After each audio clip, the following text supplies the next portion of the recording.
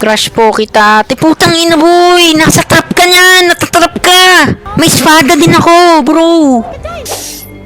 Ganda naman ng cosplay mo. Hindi cosplay to. Tangina mo ako to. Ayan oh. Ayan ang weakness ko. Yung lumulunok. Putang ina. Ano ba inaano mo ha? Sawa. Inom na ako guys ng gamot. The thing about light is, it never really dies.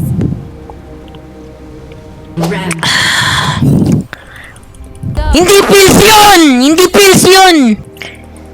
Mag-alala guys para mapatunayan ko sa inyong lalaki ako. Ipapakilala ko din sa inyo yung boyfriend ko. Ay! Girlfriend ko. Tanginan nyo kasi. Pati ako sinasanay nyo eh. Sa iyo sa nagsasend ng star, di ko kasi nababasa kagad eh. Pero kung basahin ko man yun, tanginang tanong yan. Nireregla ka ba? Baka ganun lang di putang inang yun. Tatay mo si Ninong Ray. Ninong ko yung Rezel. Madam, ate ba kayo ni Venus? OnlyFans po. Wala nga akong OnlyFans, boy! Nagpa-panty liner ka ba? Talo ka na yung pamababasa mo. Ate, tinitigasan ka rin ba? Tangina, lalaki ko eh. Malamang, hayop ka naman, pre. Kalma ka lang, masisira, ganda. Tangina, Jocelyn, matulog ka na, mag-aaral ka mabuti. Saan ka nagpa-sex change, babe? Putang ina mo! So, kailangan magdidibu pag 18 ka na o 21. Putang ina, kahayop ka. 21, siyempre. Lalaki eh.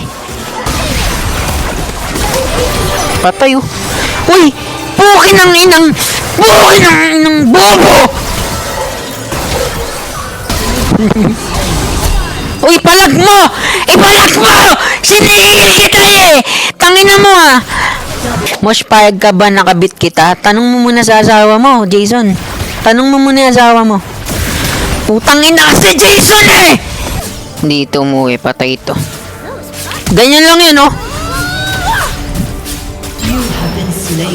Tulog na ako, Mosh. Nakangali pala. Mag-type pag isang kamay lang gamit. Putang ina mo ka. Gago, magbasa ka na ng Bible niyan. Ikaw na ata nagpapatibok ng burat ko. Tangina ng burat yan, may puso.